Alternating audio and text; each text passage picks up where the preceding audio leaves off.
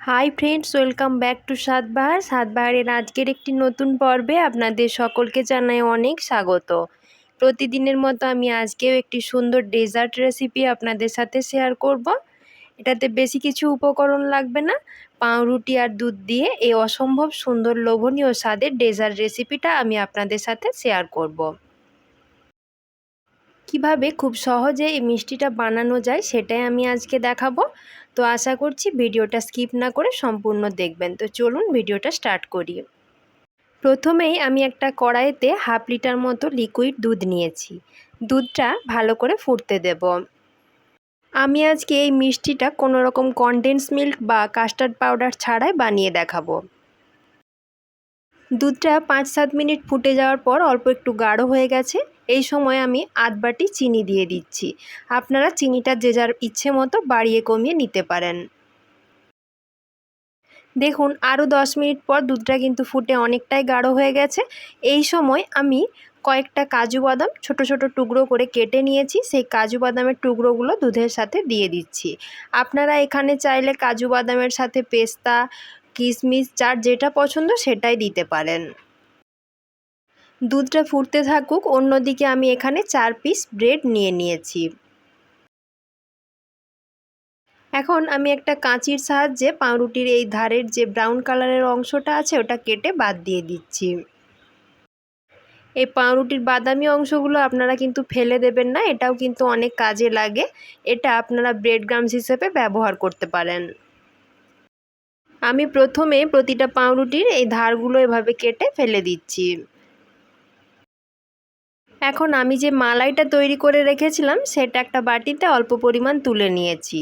এবার চামচের সাহায্যে পাউরুটির একটা পাউরুটির ওপর ভালো করে মাখিয়ে দিচ্ছি।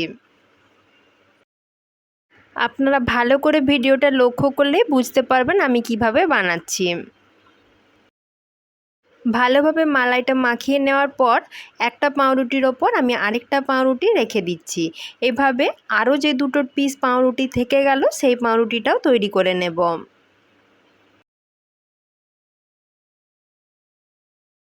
এখন ওই মালাইয়ের ঠাসা পাউরুটিটা আমি ছুরির সাহায্যে কোনাকুনিভাবে 4 টুকরো করে নিচ্ছি। আপনারা ভালো করে দেখুন, তাহলেই বুঝতে পারবেন।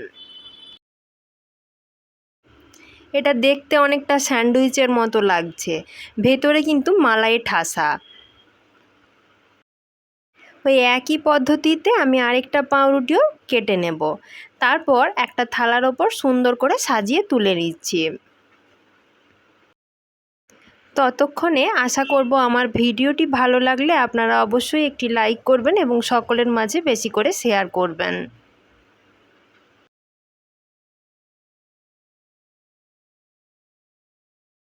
দেখুন, সমস্ত পাউরুটিগুলো একটা প্লেটের ওপর আমি ভালো করে সাজিয়ে নিয়েছি।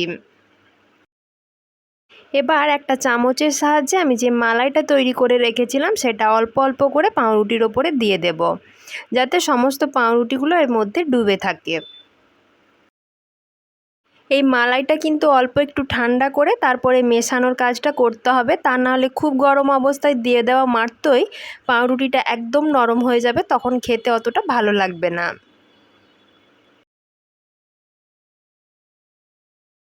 তো বন্ধুরা, হয়ে গেল না কত সহজেই কম সময়ে একটা এরকম সুস্বাদু ডেজার্ট রেসিপি।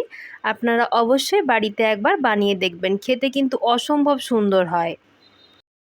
আমি এখানে গার্নিশিংয়ের জন্য বেদানা ছাড়িয়ে ওপর থেকে ছড়িয়ে দিয়েছি। আপনারা চাইলে কিন্তু এখানে চেরিও ব্যবহার করতে পারেন বা পেস্তা, আমন্ড, যার যেটা ইচ্ছে হয় সেটা দিয়ে সাজিয়ে নিতে পারেন। খেতে কিন্তু খুবই ভালো লাগবে। তো বন্ধুরা, আমার আজকের রেসিপি আশা করি আপনাদের খুবই ভালো লেগেছে। ভালো লাগলে একটা লাইক করবেন এবং সকলের মাঝে বেশি করে শেয়ার করবেন। আর প্রতিদিন এরকম নতুন নতুন রেসিপির আপডেট পেতে হলে প্লিজ আমার চ্যানেলটিকে সাবস্ক্রাইব করে দিয়ে আমার পাশে থাকবেন। আজকের মতো এই পর্যন্তই। আবারও খুব শীঘ্রই হাজির হয়ে যাব নতুন কোনো রেসিপি নিয়ে। সকলে ভালো থাকবেন, সুস্থ থাকবেন। আমার ভিডিওটি সম্পূর্ণ দেখার জন্য সকলকে জানাচ্ছি অসংখ্য ধন্যবাদ।